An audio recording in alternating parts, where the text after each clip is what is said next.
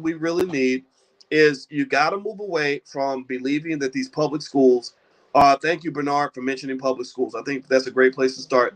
Public schools are not. They're not terrible. They're not. I'm not saying you got to take your kid out of public school. What I am saying is that there's nothing in a public school that I've ever seen that really prepares you for the battle that you're about to begin.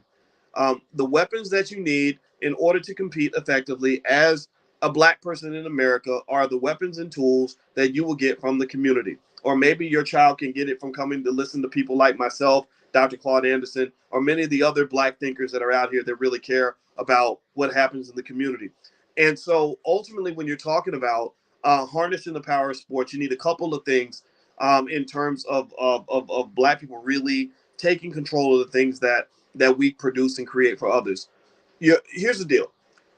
To make money in, say, filmmaking, it's broken down into three components. And when Lene Javette comes in, the business strategist, I'll have her address some of these three components. It's production, distribution, and monetization. Somebody typed in the chat. Production, distribution, and monetization. Because somebody typed that in so we can all be on the same page.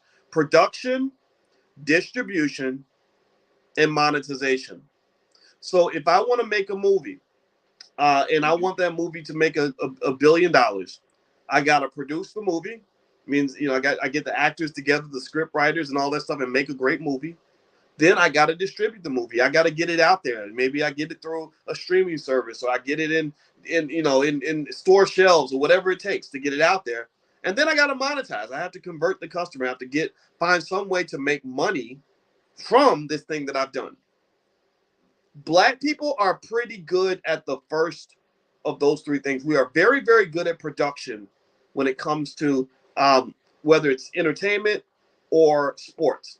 We can sing like nobody's business. We are the best songwriters on earth. We are the best dancers that there ever was. We're the best basketball players on the planet. We have all the talent in the world, and we can put together a production that will rock your ass, right? But the problem is that we're weak in the last two areas. That's where the white man comes in and gets all the money. So the white man comes through the hood. He sees a bunch of black dudes rapping on the corner, just rapping like nobody's business.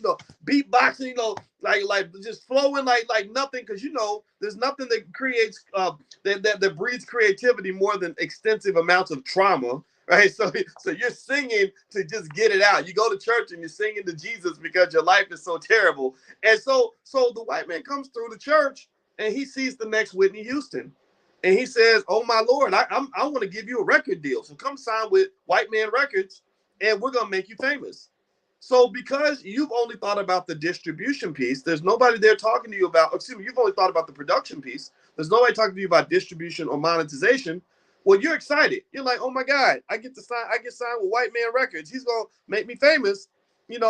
So you end up, unfortunately, you could end up in a dilemma similar to, say, I don't know, Megan Thee Stallion, right? Megan Thee Stallion wanted to be famous. She signed a record deal. Now she's mad that she signed the record deal that got her famous because she wasn't able to really think about the all pieces of the puzzle, right? So ultimately, when you're talking about why hip hop was stolen from you, you got to look at those three pieces: production, distribution, monetization.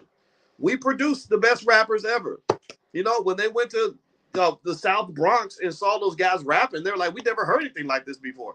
So somebody shows up and they said, "Let me get three black guys who can rap." And they threw them together, formed, I guess it was the Sugar Hill Gang.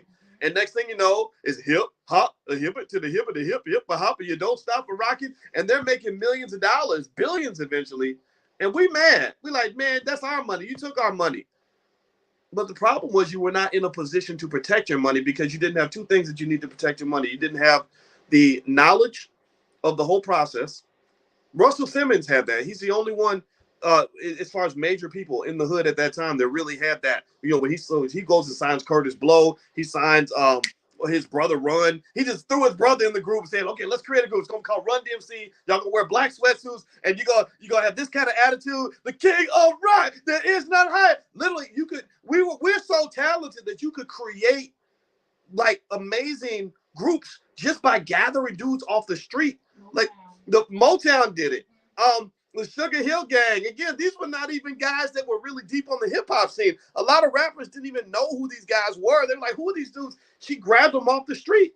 Run DMC, I mentioned that. Snoop Dogg, I think, isn't Warren G like Snoop Dogg's cousin? And didn't Dr. Dre meet Snoop because they lived on the same block? Like it was something. So that could have happened on any block, right? So ultimately, what I'm saying to you is you got to be able to see the whole picture. And the way you see the whole field in economics is you have to sort of be trained on that, right? I would argue that because other people have less talent than us, they're not raising their kids to say, okay, this is how you get rich. You're going to go and play in the NBA or the NFL or get a record deal.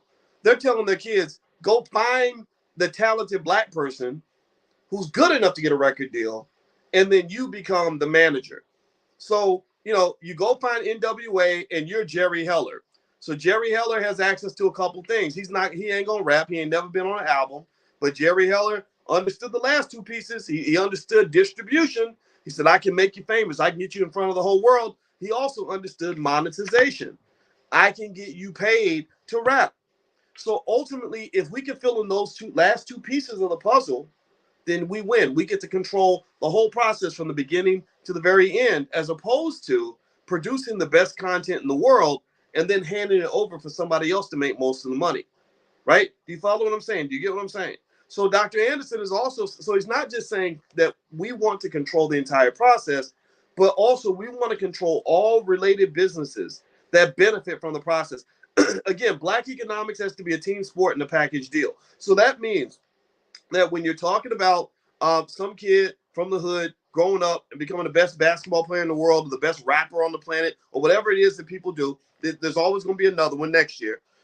There has to be some sort of game plan that says, okay, well, my sister is an accountant. My cousin has a business. We also, my friend that went to Harvard University, who knows how to run a business, who's super smart, is going to help me to leverage the relationships that I'm making now that I'm in all these spaces, these white faces in high places. I'm going to leverage all of them. I'm going to shake all of them down to some extent and make them show you that they love me. Show me that they love me. You say you love me, Bank of America? Okay, fine. Well, you provide $10 million in financing for me and my team, because we're a package deal, to be able to go out and really help as many people as possible. So again, a simple gameplay is like, it looks like this. What if you had a coalition of say, the top 20 or 30 athletes in the NBA, and they all got together and said, we do not believe that you care about us unless you show us. And the way you show us is you support what we're doing right now. And what we're doing right now is we are passing the ball back to the community. We want to form a $5 billion fund, $3 billion fund, that not with our money, but with your money, Apple and and all these corporations, McDonald's, all these companies that say you love us, you put money into this fund, right? And we're going to take this money, and then you give control to us. Again, that's how you tell. See, remember, there's a difference between somebody loving you and somebody caring about you. It's easy for someone to love you because I can love a horse, I can love my car, I love naps, I love my shoes in the closet, right? But that don't mean I care about my shoes. If my shoes burned up, I would just get a new pair of shoes. But me caring about you means that I've engaged in the selfless act of saying that I want you to be well off, even if that hurts me. Even if it's not in my interest to hook you up, I'm going to do it anyway because I care about you. So I always tell my wife, I say, babe, I don't just love you, I care about you, which means that if something happened and I died and I knew that there was another man that could make her happy, I said, I bless you beyond the grave to know that if something ever happens to me, I want you to move on and be happy because I don't just love you, I care about you. So what am I saying? Where am I getting at with this? Well, okay, white allies. We got these people out there that call themselves our allies. Well, if you're my ally, I don't want you to just love me. I don't want you to just tell me Black Lives Matter. I don't care about that. I know my life matters. I need you to show me that you really care about me. And the way you show me you really care about me is give me control, complete control of massive amounts of resources that I can do whatever I want to do with without your intervention whatsoever. Hand me the money, write the check, and walk away. I don't want you at the meetings. I'm not even going to tell you what I'm going to do with the money. Your involvement is no longer needed. McDonald's once you write that check, right? So then you have the athletes, right, who connected now. This is the power play.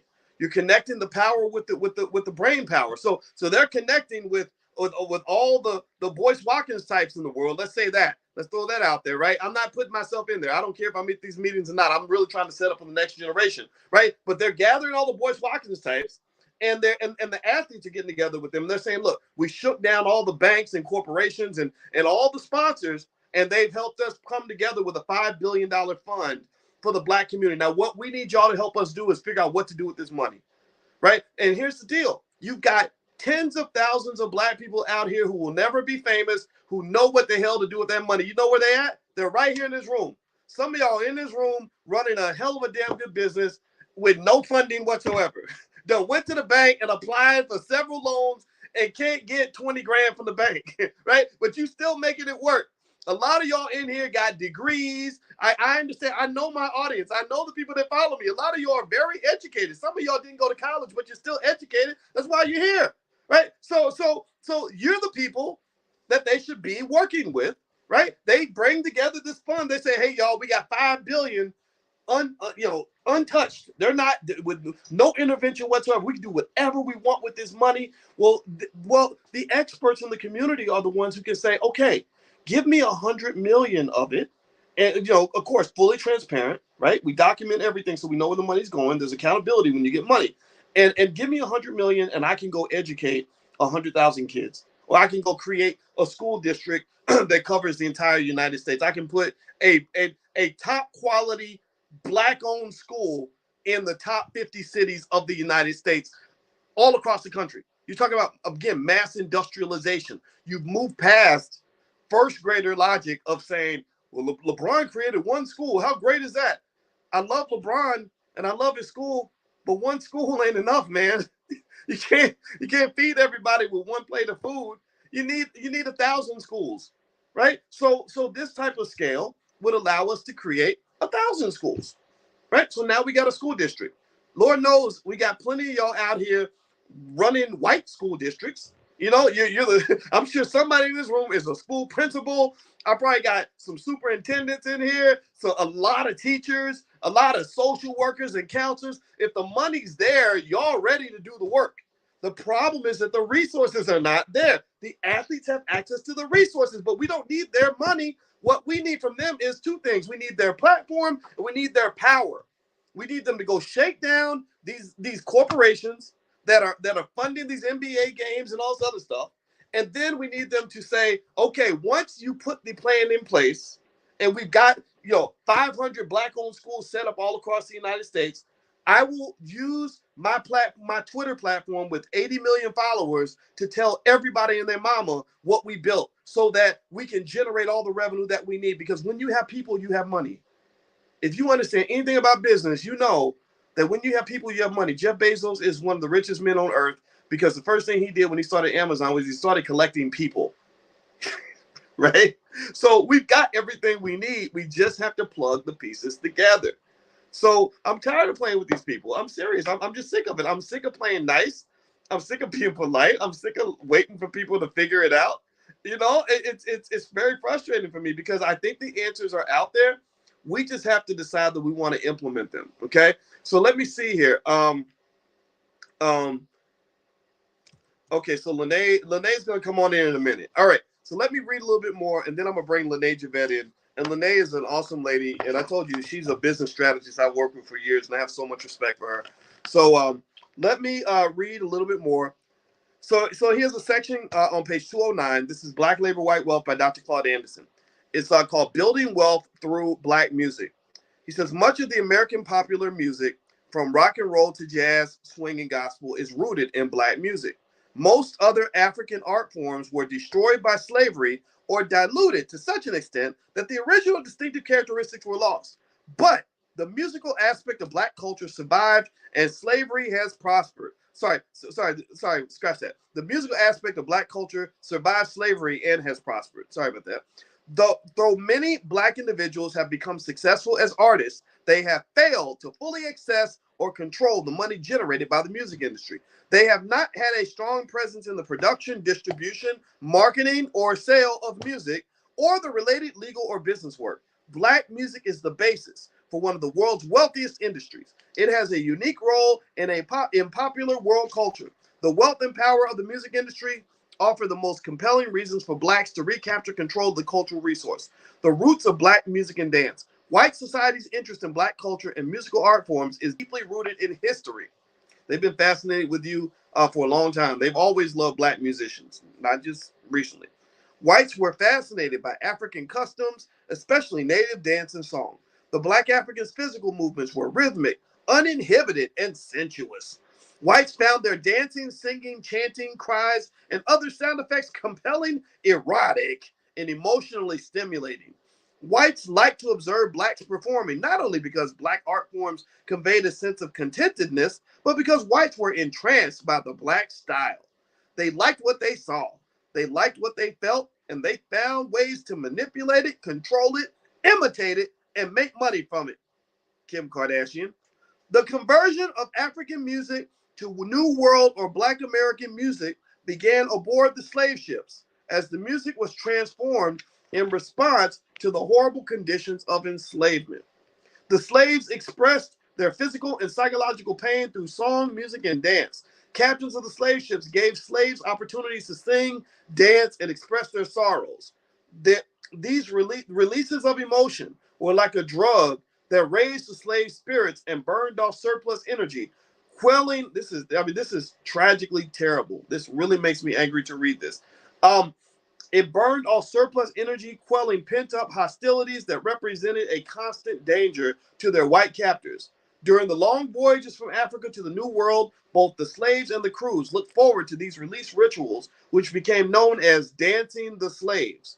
For added enjoyment, some slave ships provided musical instruments such as tambourines, harps, fiddles, and banjos for the slaves. Ships without musical instruments often permitted slaves to make music by using pots and pans. The most commonly used accompanying sounds were vocal harmony, hand clapping, or foot stomping. The long voyages and brutal conditions generated deep emotions in the slaves, who modified their traditional African songs, music, and dances to convey how they felt about their forced voyage from Africa. The white slave traders were fascinated by the emerging new sounds and dances. Let's see here. In the New World slave markets, the slaves retained and continued to modify their music and dance heritage. European settlers began to openly express their interest in slave music. Some plantation owners gave slaves musical instruments. The gifts were investments that provided entertainment as well as profits. Advertisements for slaves sometimes touted musical and dancing talents because such skills increased a slave's value. Did y'all know that? The slaves were more valuable if they could sing or dance. By the Revolution, well, it's kind of still true today, right? By the Revolutionary War, the Virginia Act of 1776 called blacks into military service to be employed as drummers and fifers. In rural plantation areas, slave musical performances were the primary entertainment, and dancing was the favorite form of recreation.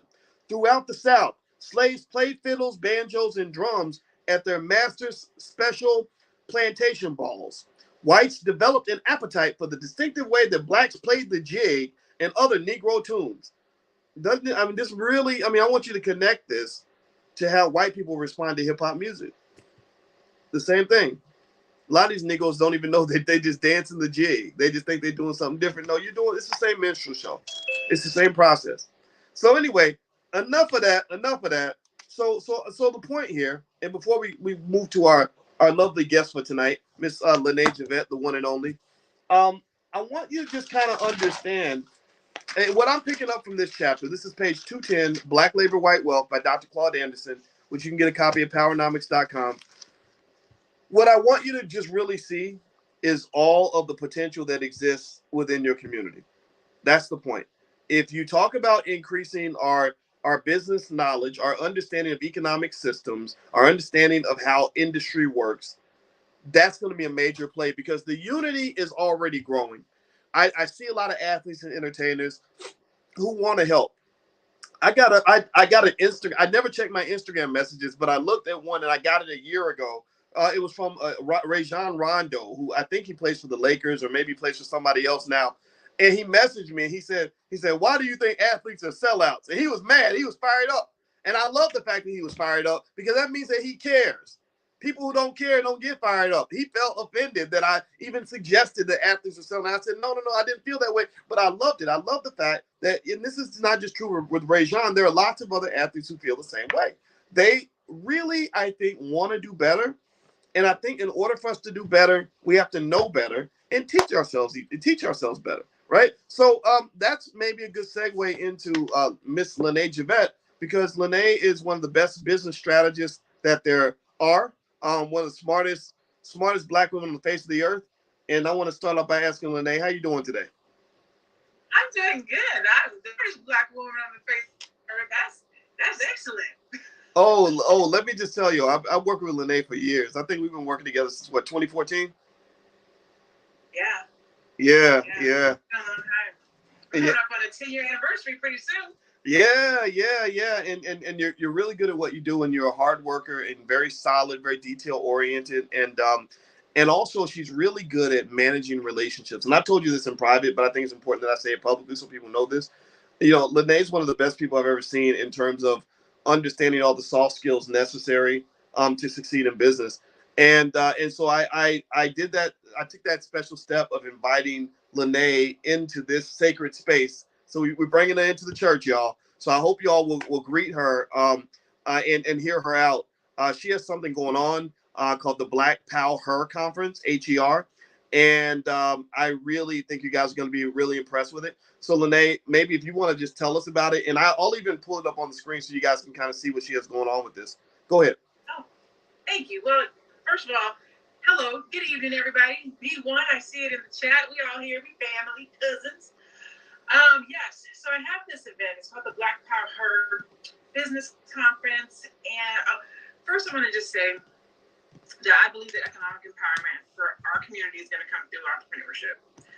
And because I feel that way, number one, and number two, I believe that we are some of the dopest people in the world, right?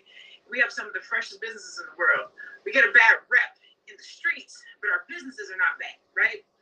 And so I wanted to create an opportunity where we can have a holistic conversation around business. I think is off conversation. We're going to talk about money, or we're going to talk about sales, or we're going to talk about funding, but never everything all in one lump sum. And that's what business is. Business has various pieces that cause it to operate. And if you don't address all of them, then you're kind of walking around here with Band-Aids in different areas of your business. So in order for us to be powerful, I wanted to create a conference where we talk about funding, getting business credit, crowdfunding, bootstrapping, because I know that Black entrepreneurs struggle in the financial area. I wanted to talk about protecting your financial assets because there's intellectual property we're not properly protecting. You'll notice I have the TM on Black Pow Her and not this registered R. And sometimes the entrepreneurs don't know the difference. For example, I had to pay to get the TM. My lawyer, who's to get the R, she'll be there. She's going to talk to you guys about intellectual property, how to protect your intellectual assets, talking about taxes. Black folks, we don't always do our taxes right. I mean, you want your taxes to be done right. So we're going to be talking about that. And we don't price right. I'm tired of seeing Black people discount their products, goods, and services. If you have a legit quality product, you should be paid like you weigh. And so we're going to talk about how to price your products, how to pitch your products, how to close your sales. I got some powerhouses that are coming through to talk about sales. We're going to be talking about how to build an unforgettable brand in marketing. And what does that look like? Dr. Boyce always talks about my brand. He was like, your brand is always so nice, so sophisticated.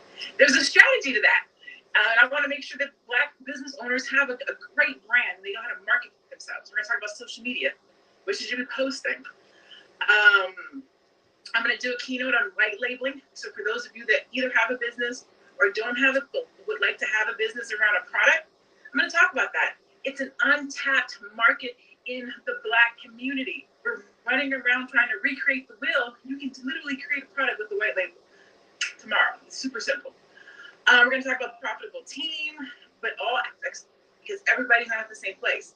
So if you're a solopreneur, there's a way to have a team. You can outsource. If you actually have a team or there's people who want to work with you and volunteer, what does that look like? Or if you're going to hire somebody. One of my girlfriends, she has a multi-million-dollar trash company. She's going to come through and talk about what it's like to have a team. She lives by coastal. And so she has a team in the East Coast and a team on the West Coast. And she's going to talk about what that's like.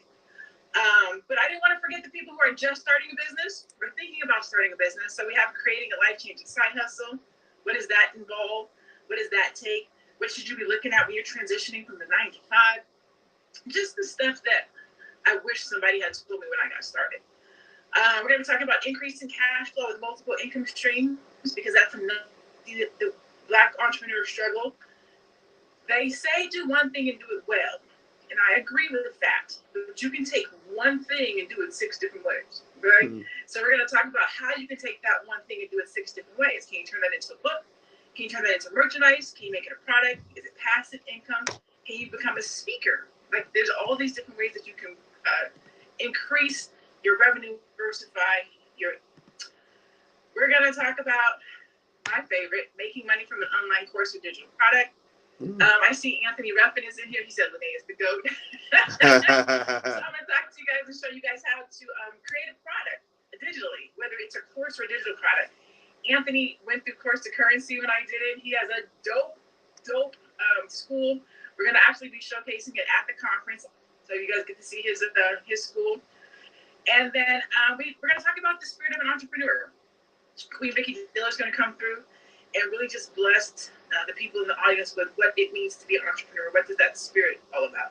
The mindset, how to get prepared and really put yourself out there. So I'm super geeked. Like, I was telling Dr. Boyce, I was literally in the shower. I've been telling him I want to do a business conference where we're talking. And let me tell you, I haven't even hit customer experience. There was no room for it.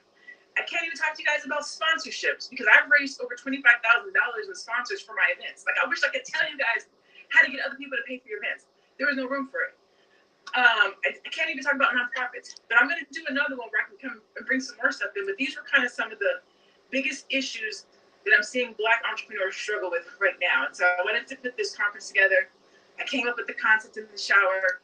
Black Pow Her. I wish I could do Black Pow Him one day, maybe. Let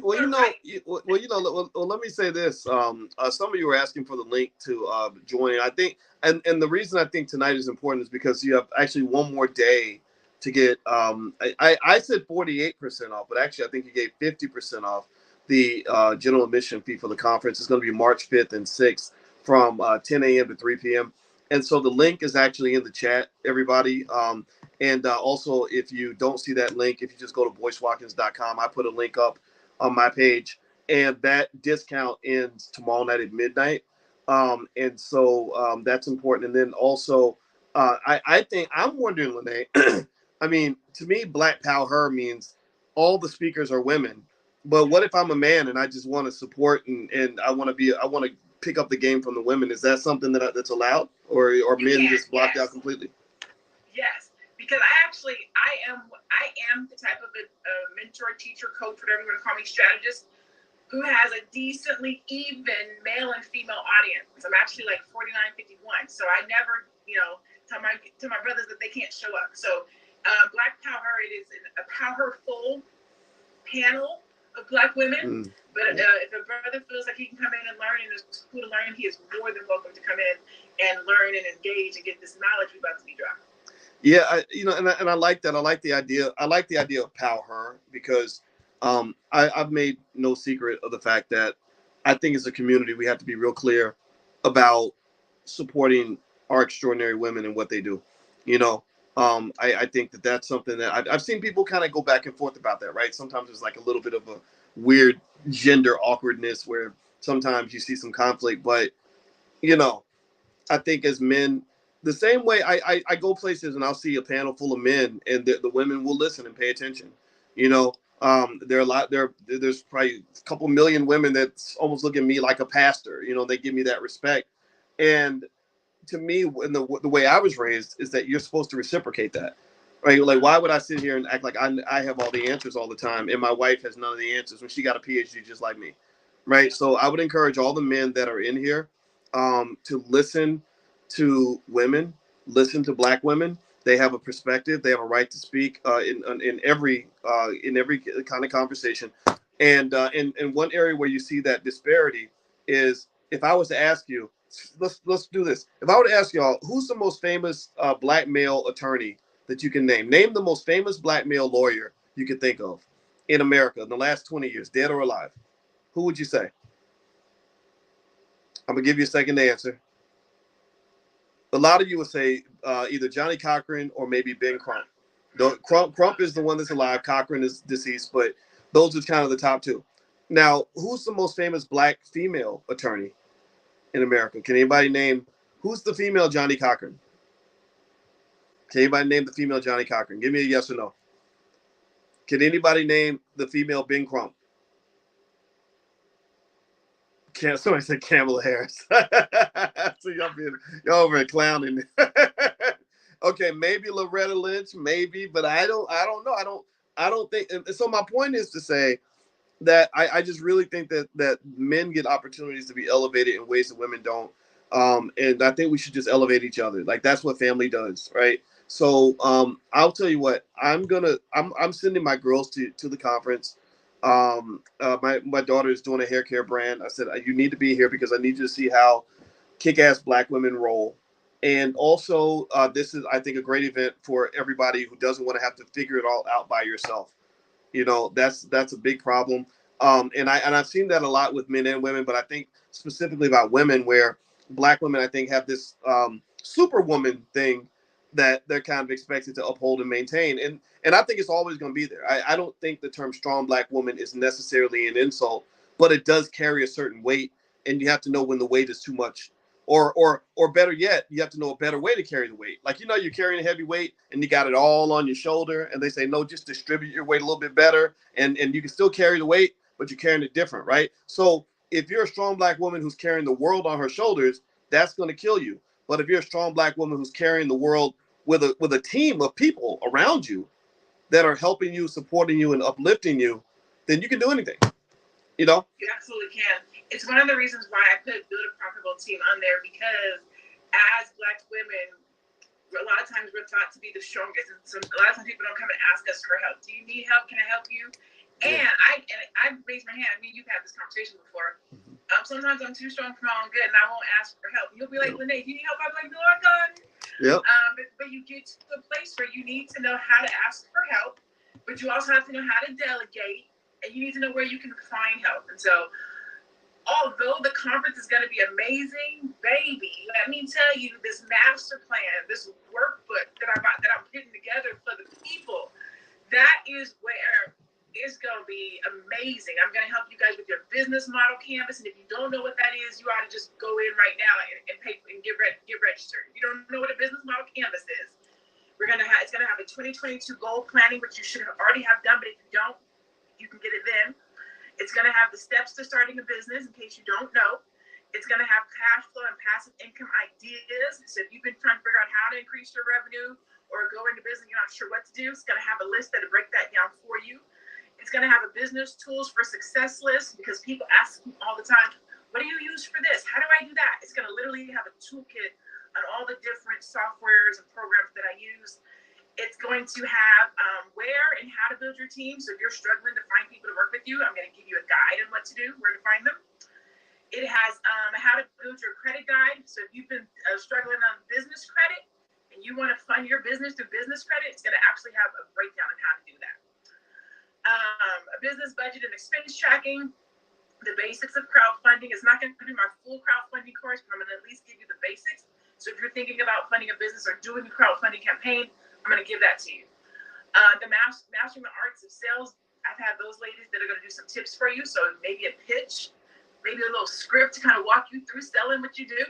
And then key performance indicators. So if you're not measuring the success of your business, you don't know exactly how to measure if you're on track, we're going to make sure that you have that. So literally, this is for Black-owned businesses to get to that next level. I want to have conversations with you guys that are being had in the rooms that I'm in.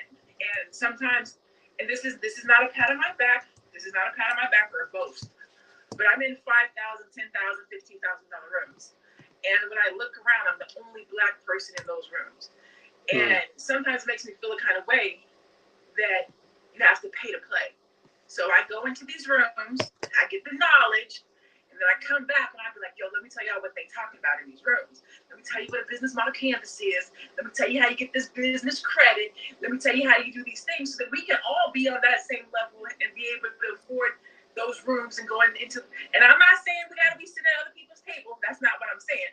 But I'm saying if you want to play chess and not checkers, you got to know how to play chess. Yeah, that's right. Saying. That's right. Yeah, and you know, and I'll tell everybody. I mean, you know, even when you talk about making the choice to go into those $5,000-$10,000 rooms, you know, when you went to college, you were in $100,000 room, but you probably didn't get $100,000 worth of value. You know, when going to college, a lot of us are trained to spend a lot of money going to school, and I think that's fine. But I really believe that the real knowledge that benefits you in this space comes from places like this, where Lene brings together people that have proven business models, and they just drop a ton of breakdowns for you and consultation and everything else that you need to be successful. So, so if anybody that wants to learn more about the conference, I know that the half off discount ends tomorrow night at midnight. I put the link on my page, boycewatkins.com, if you want to go there, or also I put a link in the chat that you can also click on to go directly there. And there's a lot. Can I give them a simple? So Dr. Boyce is putting the long link. If you go, a simple link is blackpowerconference.com. Oh. So if you get off of here and you're like, what was it? Black Power, so POWHER conference.com. Blackpowerconference.com. Nice. And hey, Tuan, I see you just signed up, girl. Come on through now. So a couple of questions. Carolyn said, will the conference be recorded? Yes, it will. So if you register for the conference, but you cannot attend it live, it will be recorded and you will get access to the replay. So if you register for the conference, I am doing a group called the Black Power Circle. So you will get registration to the circle, which means everybody that comes to this conference, we will be able to network and grow and be powerful together after the conference. So we have our own space, our own group. We can talk about business, we can share business. We're going to be powerful together.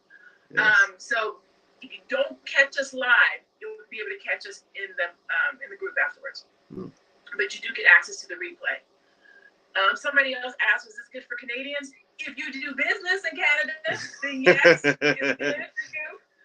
These are operational, strategic concepts.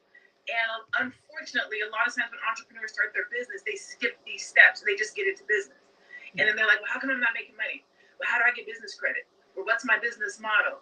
Well, how can I make more money? Because we didn't take this foundational time. And so we're kind of taking a little bit of a step back since you can take 3 steps forward. So if you are an entrepreneur, a Black business owner, and I kind of say 3 years, 0 through 7, because 0 through 7, 65% of businesses fail in those years.